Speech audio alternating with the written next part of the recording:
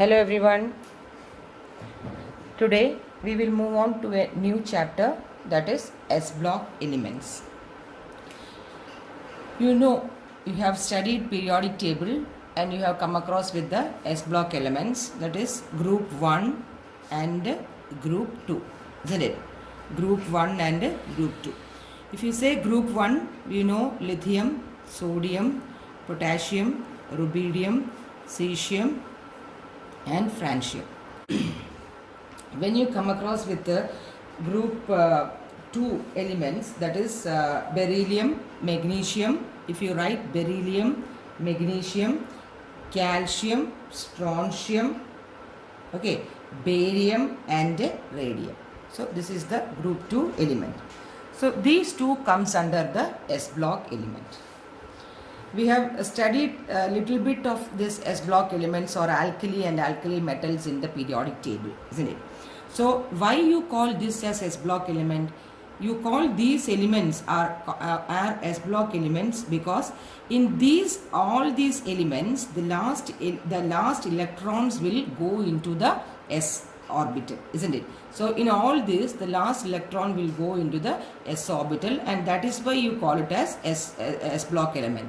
Whether in this when you go to the non-metallic compounds like 13th to the 17th group, we call that to be a P block element because the last electron in that elements will go to the P orbital, isn't it? So likewise D orbital and so D block and F block element. Okay. So, and you know the S orbital can accommodate how many electrons? Maximum there is 2 electrons, isn't it? So that is why it comes under group 1 and group 2. Group 1 means the last electron it contains 1, the valency is 1, and in the second group the valency is 2. You know, magnesium Mg2 plus, calcium Ca2 plus, strontium Sr2 plus, etc. Whereas Li plus or Na plus, isn't it? Mg2 plus, then calcium 2 plus, isn't it? Then strontium 2 plus. So this is 2 electrons in the outermost shell. So it can lose very well or easily 2 electrons. That is why we call these group 1 and group 2 be a more electropositive in nature or electropositive elements. We call these elements to be electropositive in nature, isn't it? And the group 1 elements are called as alkali metals. Now, why these are called as alkali metals? Why? Because, see, this group 1 is called as alkali metals because they form hydroxides like NaOH or LiOH, and these hydroxides, that is sodium on reaction with water, they form hydroxides, isn't it? And these hydroxides are strongly alkaline in nature, most of it, isn't it? Most of it are alkaline in nature. That is why they are called as alkali metals. Correct? Okay. Now the group 2, which consists of beryllium, magnesium, calcium, strontium, barium and radium, these are commonly called as alkaline earth metals. Okay, so exception is there, beryllium is an exception. So others are called as alkaline earth metals.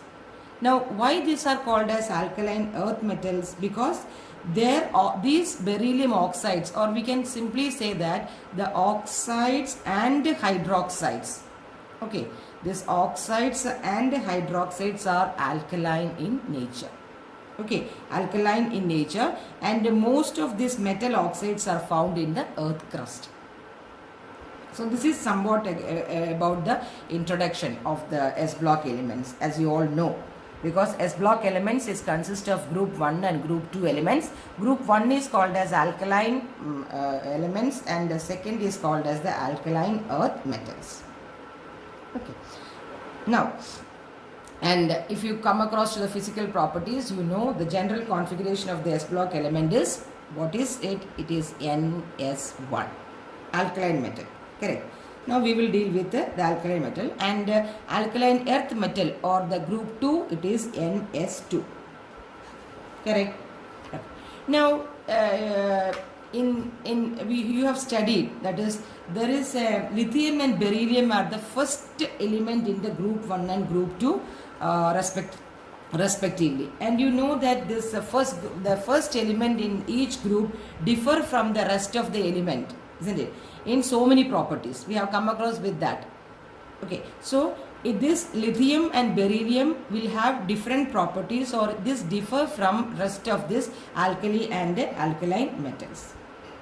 Okay, now you have also studied about the diagonal relationship between the lithium and beryllium. Lithium shows similarities to magnesium. See, so this is a diagonal relationship between this lithium and magnesium, and whereas beryllium and aluminium. See, so this is called as, you have all studied that, this is called as a diagonal relationship. That is, lithium is diagonally related to magnesium, and making the properties, the properties of beryllium is directly, or it is diagonally related to the aluminium. So these type of relationship, you call it as a diagonal relationship. Okay, now what is the cause of this diagonal relationship? The cause of the diagonal relationship is the similarity in ionic size. Okay, the first point is the similarity in ionic size, and as well as there are 2 points, the polarizability or charge by radius ratio is same. The charge by radius ratio, which we call it as the polarizability. Okay, so since the polarizability is same, you call the elements have a diagonal relationship. Okay, and also the size is same. Ionic size is same. So similar in size, ionic size, and same charge by radius ratio. Charge by radius ratio is called as what? It is called as polarizability.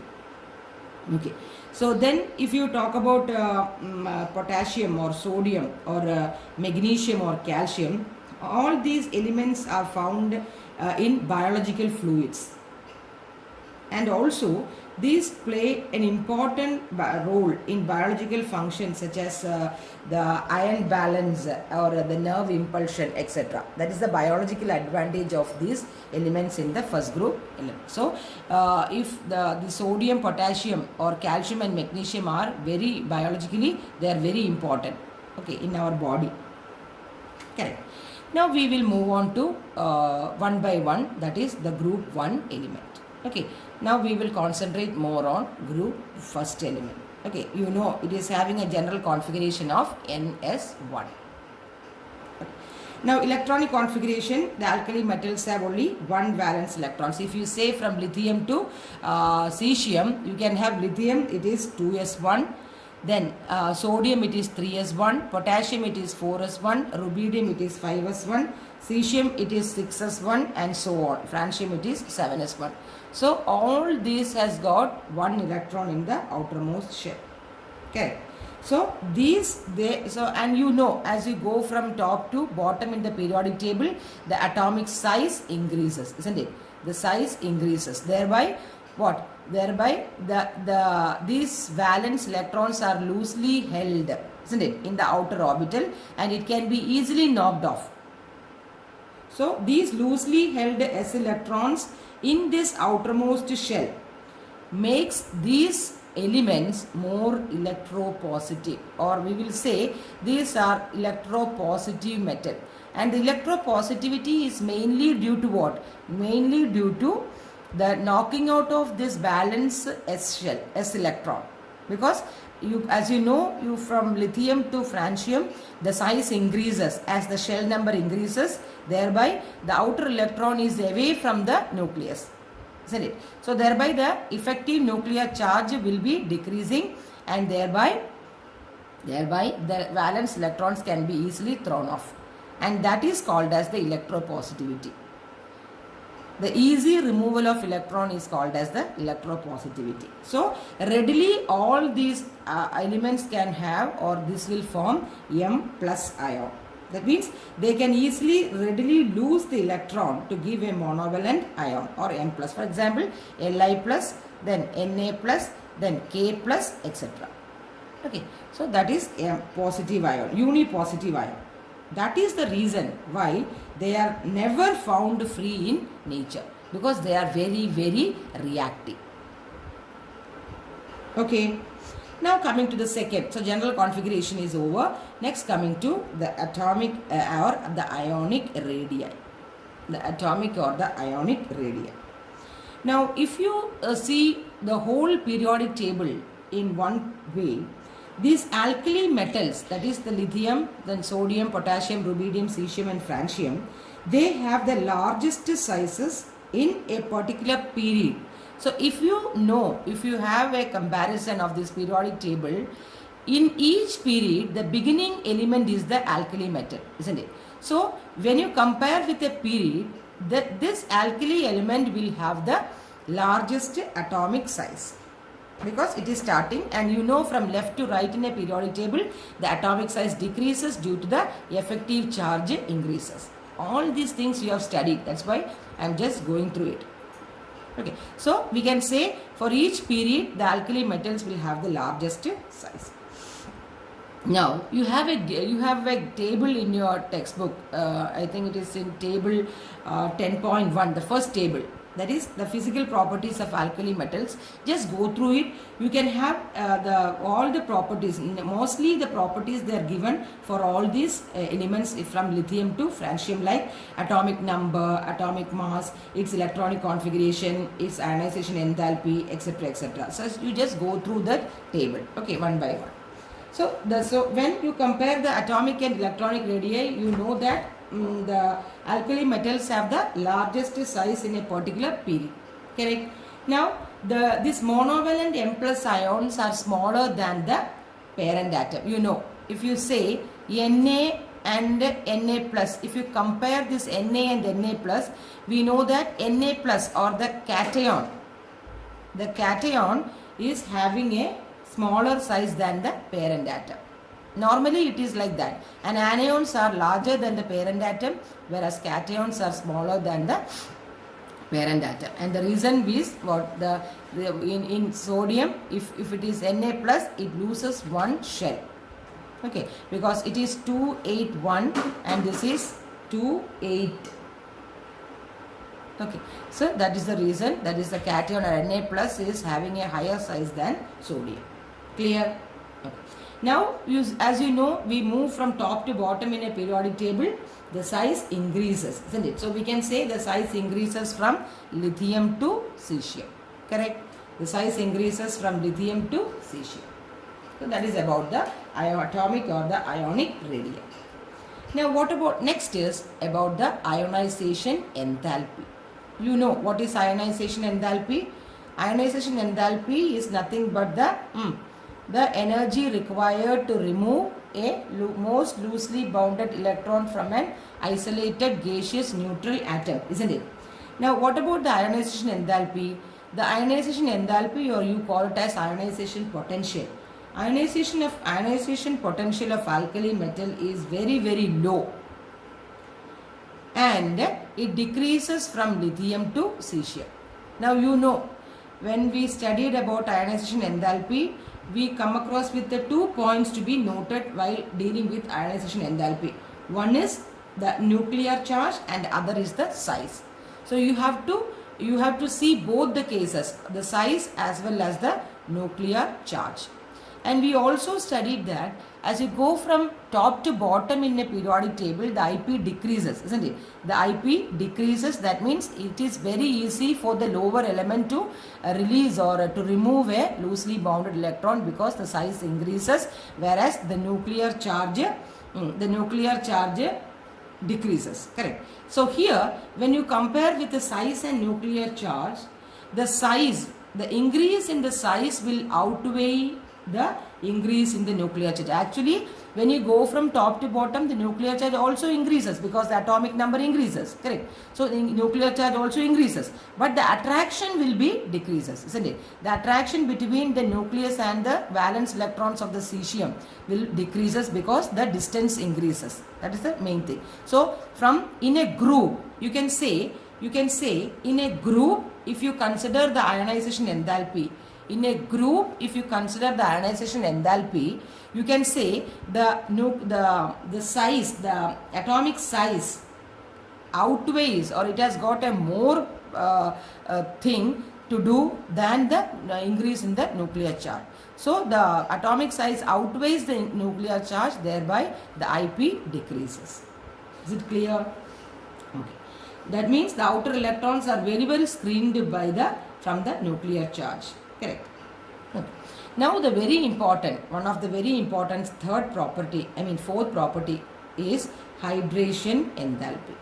Now what do you mean by hydration enthalpy? Hydration enthalpy means the energy released when it is hydrated. It is hydrated means when water molecules are attached to the elements or the metals. Okay, that is hydration enthalpy. Now normally the hydration enthalpy of alkali metal ion decreases with increase of, so hydration enthalpy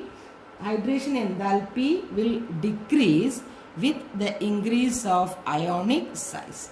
What do you mean by that? If you come across with the lithium to cesium, lithium being the smallest, if ionic size increases, hydration enthalpy decreases. Correct. So for lithium it is having a highest hydration enthalpy. Why? Because lithium is the smallest ion which is formed.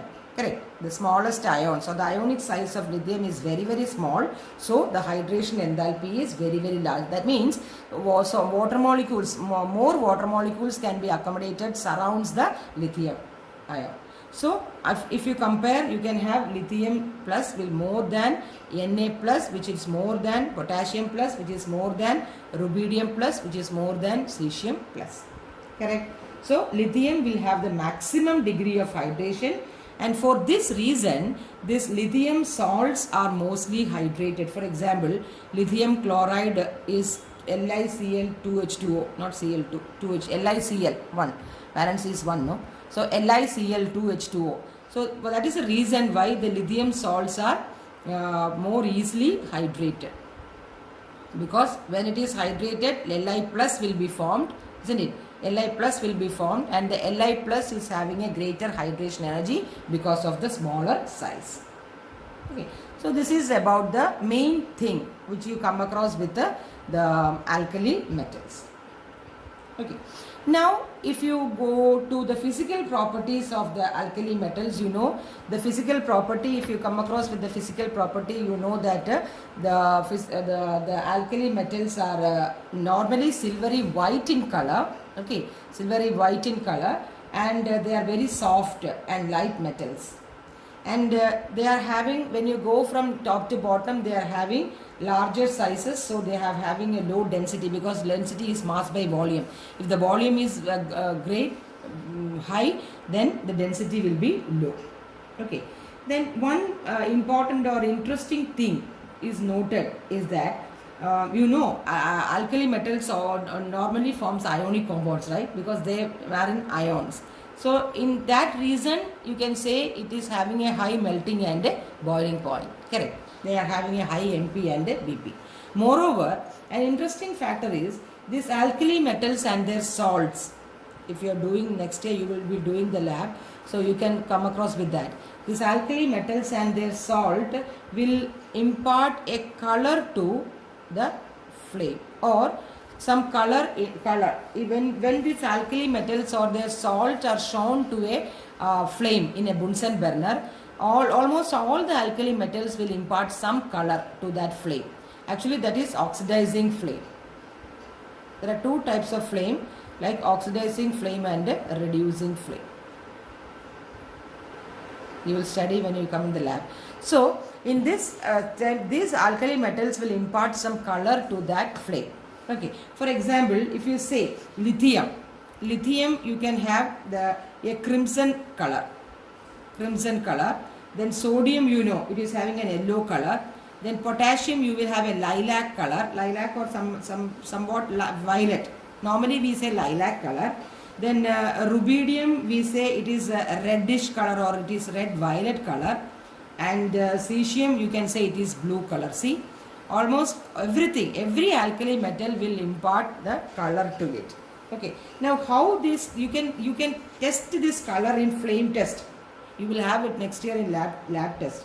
In laboratory you have to do. And this can be determined by a flame photometry or atomic absorption spectroscopy. You have studied this absorption spectra and emission spectra. How this flame, what is the chemistry behind this flame test? When the salt or these elements are heated, it absorbs the heat and it go to an excited state. Then after absorbing, it will emit the radiation in the visible region. That is why we can see all the colors, isn't it? So that is the mainly due to the absorption spectroscopy and emission spectroscopy. Emission spectra you have studied in the previously, correct? Okay. So all these alkali metals will impart color when it is put into a flame, okay, in an oxidizing flame. Now, so that is a very interesting thing about this alkali metal. That means when these elements are irradiated with the light energy absorbed may be sufficient to make these electrons to lose electrons, right?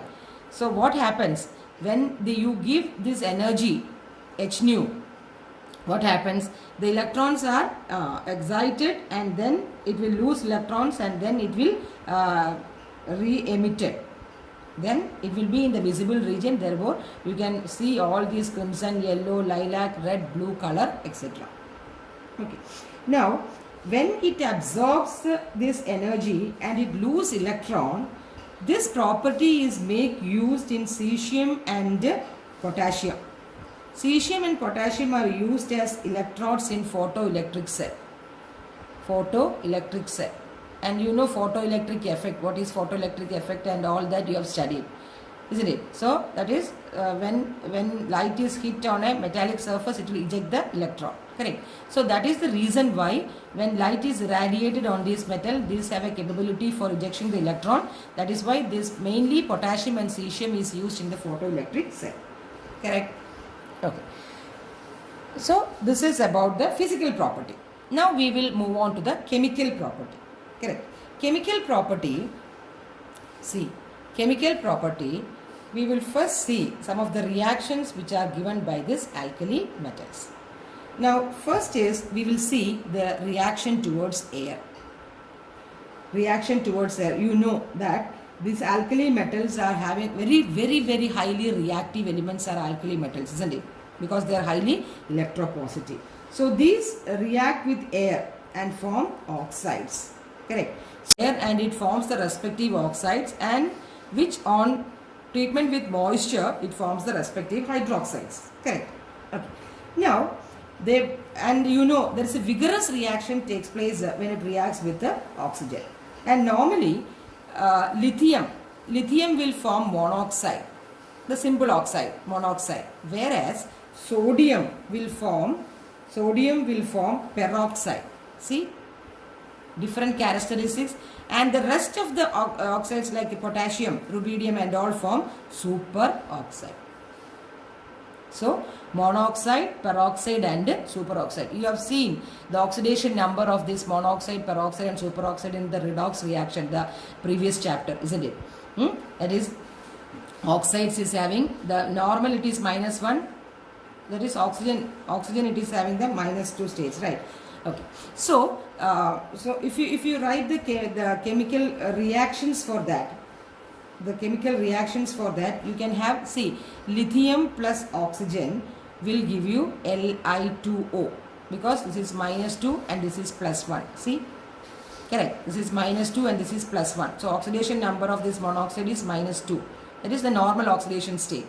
So if you balance it, you can have 4 and 2 and 2, 2, 2, 4. Correct. So see, lithium plus oxygen will give you lithium oxide. This is monoxide. Correct. Now next, if you say sodium will also form monoxide, but still it will form another type of oxide which is called as peroxide. That is Na2O2. See, you know Na is always electropositive, that is +1. Correct. Na is always +1. So there is 2 Na, so there is +2. But here it must be -2 because the algebraic sum must be 0.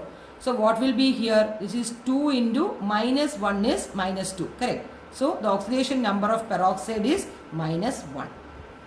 Clear? Okay. So sodium forms a peroxide. So if you balance it, you will have 2 Na, 2 O2. So 2 Na plus O2 giving to Na2O2.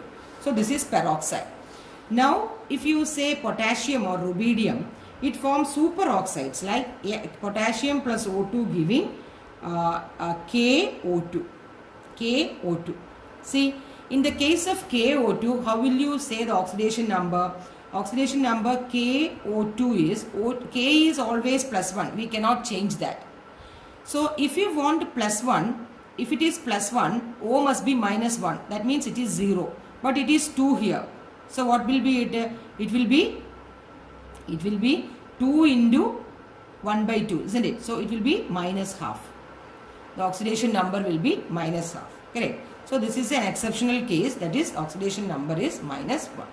So in peroxide. So these are the oxidation state. Or these are the different types of oxides which are formed by the alkali metals.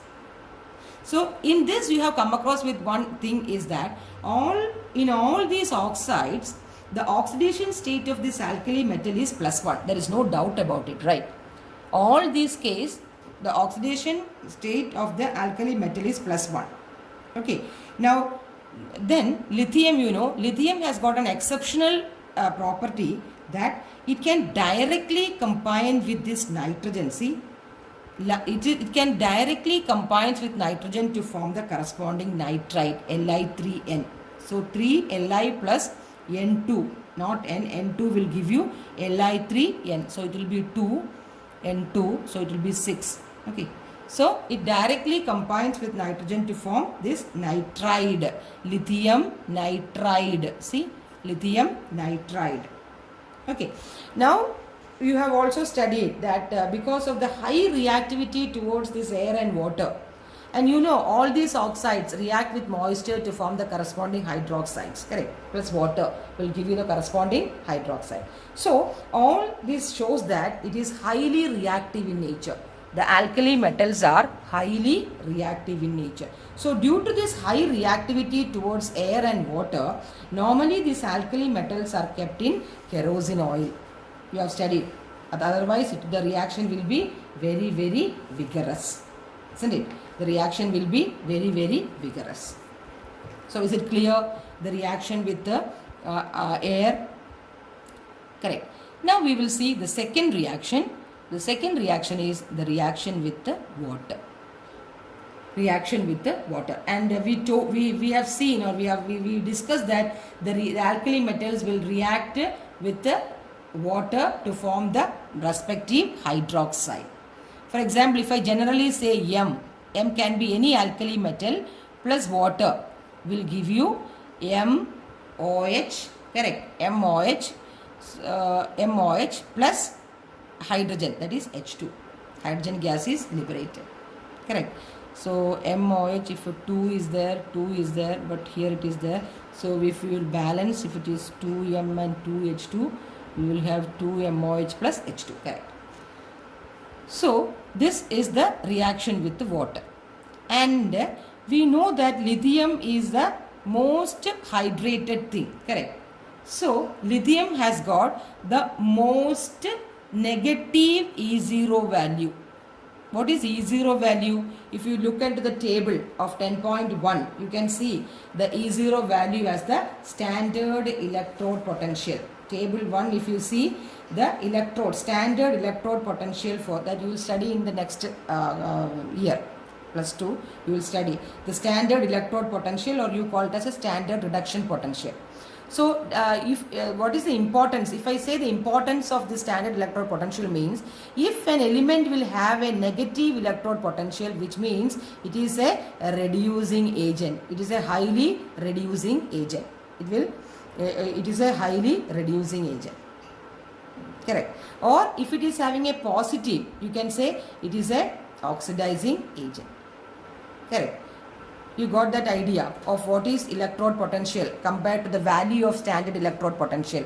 If an E0 value, if an element is having an E0 value, if I take an example of lithium, lithium is having the most high negative E0 value, which means that lithium forms a high or very good reducing agent. Lithium forms a very good reducing agent.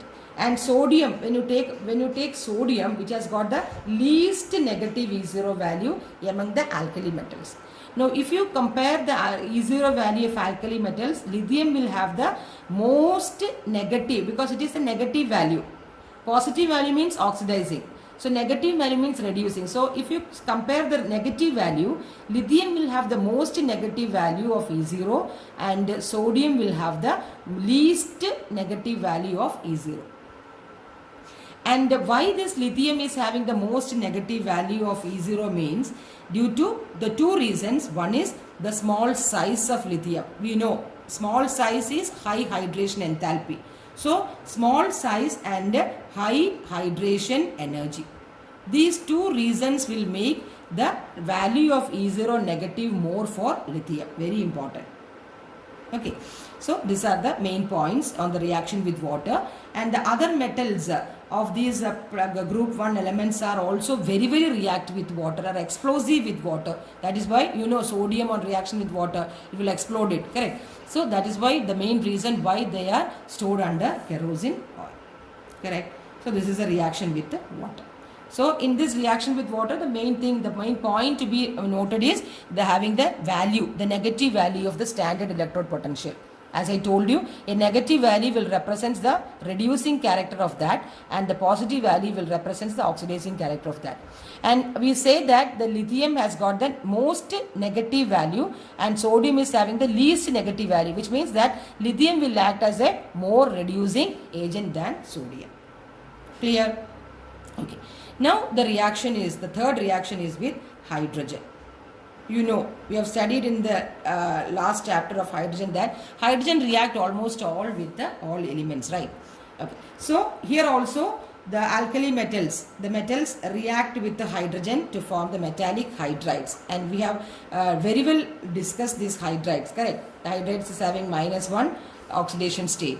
We had a clear discussion about these hydrides or various types of hydrides like ionic, covalent and metallic in the last chapter. Okay, so we are not going into the details, but you know that the alkali metals will react vigorously with the halides also, or hydrogen also.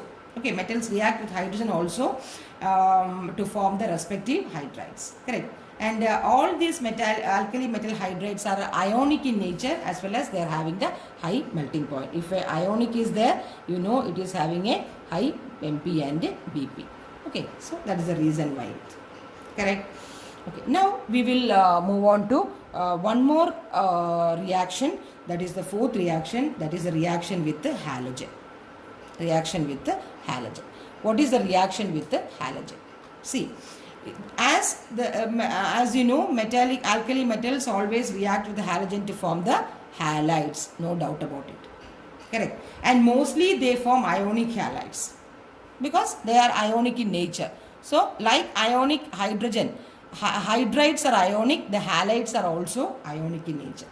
But here there is one exception. That means the lithium halides are covalent in character rather than the ionic. This has to be discussed. Why this lithium halides shows covalent character rather than the ionic character? This is mainly due to the covalent character is mainly due to the Fajan's rule. If you are remembering the Fajan's rule, the covalency is mainly attributed by Fajan's rule, or you can say the polarizability.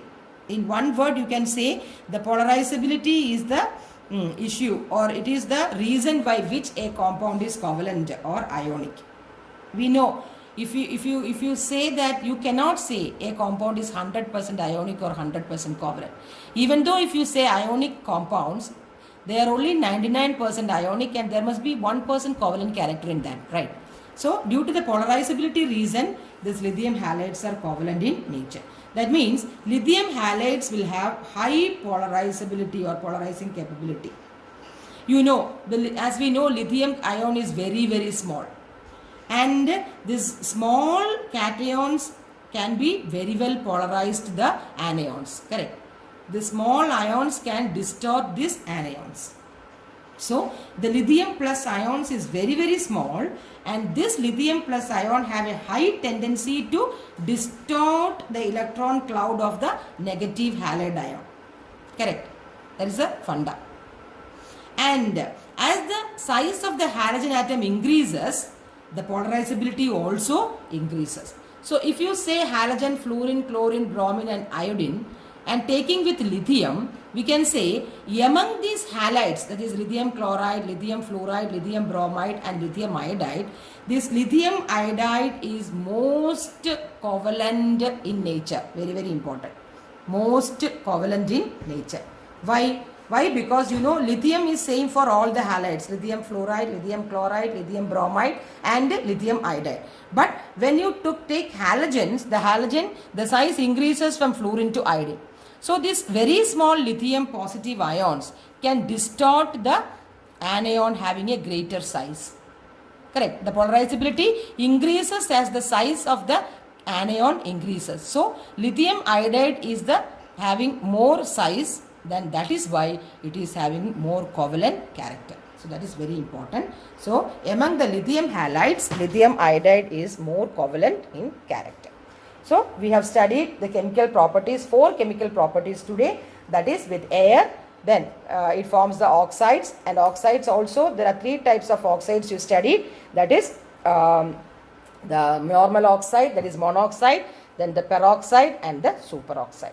Next we have studied with water, that is the corresponding hydroxides it formed, correct, corresponding hydroxide it formed, and depending upon the E0 value, you know lithium is the most negative E0 value which has got the most reducing character. Then we talk about hydrogen, that is with the hydrogen it forms hydrides, you know it is ionic, okay, so it is having a high MPBP. With the halogen also, what? It forms the respective halides which is also ionic in nature. The exception is lithium halide is covalent in character. Why covalent character? Due to the polarizability nature or the polarizing nature.